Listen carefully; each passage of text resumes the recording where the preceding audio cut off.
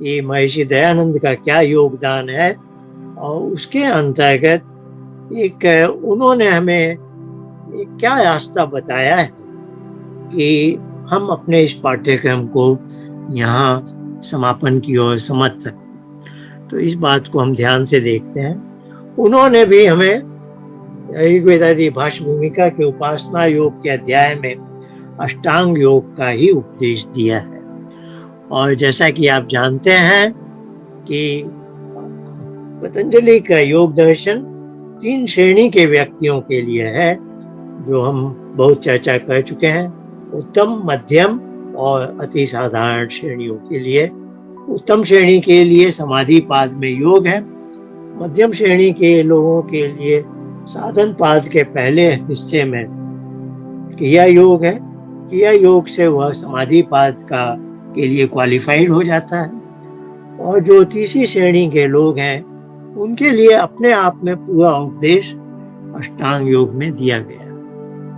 अब हम देख रहे हैं कि महर्षि दयानंद ने भी अष्टांग योग कर दिया, और वह उनका अष्टांग योग में क्या चीज अलग है जो पतंजलि के अष्टांग योग से थोड़ी अलग हो जाती। तो इसके लिए हम देखते हैं, पतंजलि के अष्टांग योग में धारणा और ध्यान में इच्छानुसार चयन किए विषय की चित्तवृत्ति है, जिसको प्रत्यय का नाम दिया गया है। तो पहले अध्याय के भी 39वें सूत्र में और तीसरे अध्याय के पहले सूत्र के पहले अध्याय के 39वें में आता, यथा अभिमत ध्यानाद वा, जैसी आपकी इच्छा हो उसको, वहां समापत्ति का प्रकरण है। तो आप चित्त में एक तत्व अभ्यास के लिए बता रहे हैं, जैसी आपकी इच्छा हो चित्त पर एक व्यक्ति को स्थापित कर सकते हो। और वही बात आज हमने देखी देश बंधस चित्तस्य धारणा में, और व्यास भाष्य में है कि चित्त की वो एक व्यक्ति मात्र साथ में होनी चाहिए। और फिर समाधि में क्या है कि शब्द अर्थ ज्ञान की जो त्रिपुटी थी ध्यान में, अब वह चित्तवृत्ति में जैसे पूरा डूब गया है, चित्तवृत्ति के विषय में डूब गया है, अर्थ मात्र में। अब उसे यानी ये भी भान नहीं है कि चित्तवृत्ति के, जैसे एक फोटो मैंने उदाहरण दिया था, आप अपनी माँ का फोटो देख रहे हैं, और आप अपनी माँ में इतना खो गए हैं कि आपको ये भी ध्यान नहीं है कि फोटो के माध्यम से आपको माँ की याद आई थी, है ना। तो फोटो पड़ा हुआ आपकी आंखों के सामने, लेकिन आप अपनी माँ में खो गए, है ना। तो उस तरह की एक स्थिति को समझाया। अब महर्षि दयानंद ने क्या किया, इच्छानुसार चयन किए विषय की चित्तवृत्ति जो लाल स्याही में लिखा हुआ, उसके बदले उन्होंने एक विशेष चित्तवृत्ति हमें दे दी धारणा के लिए, ओंकार का या प्रणवध्वनि का मानसिक जप। यह प्रत्यय है। और यह फिर वो कह रहे हैं, तीनों श्रेणी के व्यक्तियों के लिए उन्होंने ये कहा, यही तुम्हारा उपदेश है। तो अब क्या हो रहा है कि जो समाधि में हम वहाँ शब्द अर्थ और ज्ञान की बात कर रहे थे, क्योंकि यहाँ पर अब जो ओंकार ध्वनि का ईश्वर विषय जो है, ईश्वर है, वह ईश्वर तो चित्त की वृत्ति पर आने वाला नहीं है। तो यहाँ पर शब्द अर्थ ज्ञान के बदले जप, अर्थ और भाव, ये 3 शब्द आए। तो ध्यान में हम उस मानसिक जप में लगे हुए हैं, और उसका अर्थ जो है ईश्वर, वो भी सोच रहे हैं, या उसका भी भान हो रहा है, और हम आगे ध्यान में लगे हुए, जिसको हम कहते हैं मानसिक जप, जब चित्त पर एक व्यक्ति है। और इसको जैसे मैंने कहा था कि ये जो 3 शब्द हैं लौकिक में, वाचिक जप, उपांशु जप और मानसिक जप, उपनिषद में इनके लिए शब्द आया है वैखी, मध्यमा और पश्यन्। पर जप के प्रसंग में उपनिषद में एक चौथा शब्द आ जाता है, पया जप। पया जप असल में कोई जप नहीं है, क्योंकि अब क्या है, वो मानसिक जप भी छूट गया है और आप प्रभु की गोद में चले गए हैं। तो ध्यान रखिएगा, वो मुंडक उपनिषद वाला मंत्र है जिसमें प्रणव धनुष है, और आपका जो आप स्वयं है, पुरुष है, जो आत्म तत्व, वह बाण है, और लक्ष्य है ब्रह्म परमेश्वर। परमेश्वर। अब धनुष से, प्रणव की ध्वनि से आपने उस धनुष को फेंका है लक्ष्य पर। अब अंतिम समय तक, जब तक धनुष पर वो बाण है, प्रणव ध्वनि है आपके साथ। यह ध्यान की स्थिति है। और आपकी अगली स्थिति क्या होती है? यह प्रणव ध्वनि जो धनुष है यहीं का यहीं छूट गया और बाण ब्रह्म में जाके संयुक्त हो गया, अपने लक्ष्य में चला गया। तो उसको आप जप की भाषा में कहें तो उसे पया जप कहेंगे, लेकिन इसमें कोई भ्रांति नहीं होनी चाहिए। उस समय असल में कोई जप नहीं है आपका, आपके चित्त पर कुछ भी नहीं है।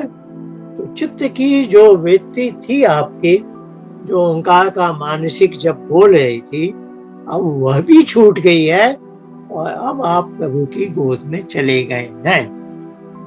तो महर्षि दयानंद का जो कहना है कि आप धारणा में, आपकी चुनी हुई वृत्ति ओंकार का मानसिक जप है, उसको लेकर हम धारणा से ध्यान, ध्यान से समाधि में पहुंचेंगे। तो यह समाधि वो जो संप्रज्ञात समाधि से छोटे वाले स्तर की नहीं होगी, यह सीधे ईश्वर परिधान वाली, जो क्या कहे हैं महर्षि दयानंद आपको, इसके अभ्यास से आपको सीधे समाधि पाद का जो ईश्वर परिधान का जो प्रसंग है वहां पहुंचा देते हैं। इस बात को आपको समझना होगा कि इसलिए उनका जो अष्टांग योग और उसमें एक विशेष चित्त वृत्ति जो है ओंकार का मानसिक जप, इसको हम धारणा बनाते हैं। तो अब जो हमें समाधि प्राप्त होगी वह प्राप्त होगी, उसका हमें अभ्यास मिल रहा है जो पहले अध्याय के ईश्वर परिधान के प्रसंग से मिलता। इसमें समय अधिक लगेगा, लेकिन यदि आप तीसरी श्रेणी के हैं, धीरे धीरे आपका चित्त शुद्ध होता जाएगा, आप द्वितीय श्रेणी में आ जाएंगे। आप द्वितीय श्रेणी के हैं, अब आपका क्लेश धीरे धीरे कम होता जाएगा, आप अपने आप प्रथम श्रेणी में आ जाएंगे। आपको पता भी नहीं चलेगा कब मैं कहां से कहां पहुंच गया, और आपको जो समाधि पाद का उद्देश्य है सीधे वहां पर उसके जो लाभ होने हैं वो मिलने लग जाएंगे। तो इसलिए यह जो विशेष उनका योगदान है, इसके आधार पर हम अंत में निर्भीक समाधि तक पहुंच सकते हैं। हमें ज्यादा कुछ नहीं करना है, बस ओंकार के मानसिक जप की चित्तवृत्ति को पुष्ट करना है ध्यान में, और आगे निरुद्ध अवस्था में जाने का यत्न करना है। एक छोटा सा प्रसंग है, मैं 2-4 मिनट में ले लूं, क्योंकि यहाँ ये मैं एक दिखा रहा हूँ एक आधुनिक व्याख्याकार का जो दूसरे जो ध्यान वाला सूत्र है बाईं तरफ है, तत्व प्रत्यय एकतानता ध्यान। वहाँ ये व्याख्याकार लिखते हैं, यहाँ पर यह बात ध्यान देने की है कि कुछ भी न विचारने का नाम ध्यान नहीं। और दूसरी बार मैंने एकांकित किया, इसलिए किसी भी विचार में कुछ भी, किसी भी विषय में कुछ भी न विचारना ध्यान नहीं। अब यह इन व्याख्याकार से ये गलती क्यों हो रही है कि चित्त वृत्ति को जो वृत्ति मानते हैं उसको इन्होंने बुद्धि वृत्ति समझ लिया, अर्थात चित्त और बुद्धि का जो अंतर है उसको नहीं जाना। चित्त में जो एक वृत्ति मानते हैं कि हमें अनुमति दी जाए, जिसको मैंने कहा एक स्टिल इमेज, उसके बदले इन्होंने चलचित्र को ले लिया जो विचार है, यानी चित्त वृत्ति से बुद्धि वृत्ति में आ गए। अब ये धारणा में भी नहीं है, अब ये प्रत्याहार में चले। तो इसका अनुकरण करके लोगों ने ध्यान की विधि बनाई है, जैसे ईश्वर के बारे में विचार और चिंतन करना, वो ध्यान हो गया। लेकिन उन्हें ये नहीं समझ में आता कि आप तो प्रत्याहार में हैं, धारणा में भी आप नहीं पहुंचे, तो ध्यान कहाँ से होगा। तो ध्यान और उपासना की आर्ष विधि में ये बहुत आवश्यक है। विचार युक्त से विचार शून्य होना सीखो, जिसको अंग्रेजी में कहेंगे थॉटफुलनेस टू थॉटलेसनेस। ये आपको पहले प्रत्याहार से बाहर निकलने के लिए यह आवश्यक है, नहीं तो आप प्रत्याहार में ही अटके हुए।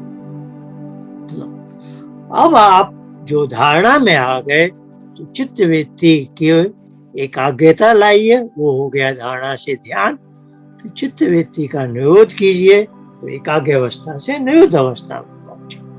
तो आजकल बहुत चल रहा है ध्यान के बारे में माइंडफुलनेस, तो उस भाषा में कहूँ आजकल माइंडफुलनेस को भी बहुत से लोग गलत है। तो ध्यान, असली जो ध्यान है कि एकाग्र अवस्था नहीं है, वो कुछ दूसरे आशय भी लगाते हैं। और असली माइंडफुलनेस में कहूँ तो होना चाहिए जो चित्त की एकाग्र अवस्था है।